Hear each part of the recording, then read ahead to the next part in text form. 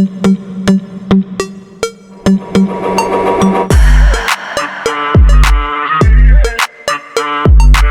everyone, welcome back to Ride and Rev. Today, we're checking out one of the most iconic budget-friendly hatchbacks in India, the 2025 Maruti Suzuki Alto 800.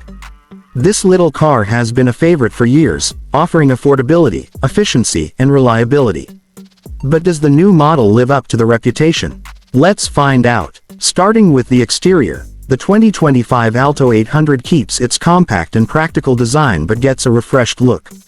The front fascia is now more modern with a sleeker grille and sharper headlights, giving it a more stylish appeal.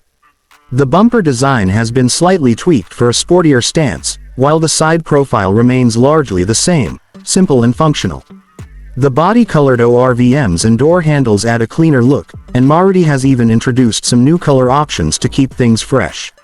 At the rear, the taillights have a slightly reworked design, but the overall shape remains familiar.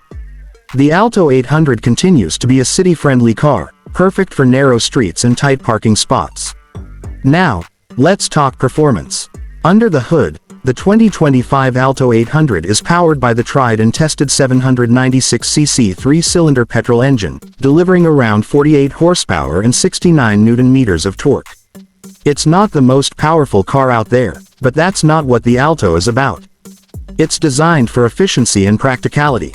The engine is peppy enough for city driving, and with Maruti's tuning, it offers a smooth and predictable power delivery.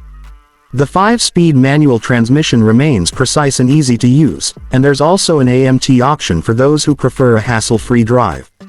Fuel efficiency is where the Alto truly shines, delivering an impressive mileage of over 22 kmpl, making it one of the most economical choices for budget-conscious buyers. Inside, the cabin is simple but functional. The dashboard has a straightforward layout with easy-to-reach controls. The instrument cluster is basic but clear, and the infotainment system now includes smartphone connectivity in higher variants.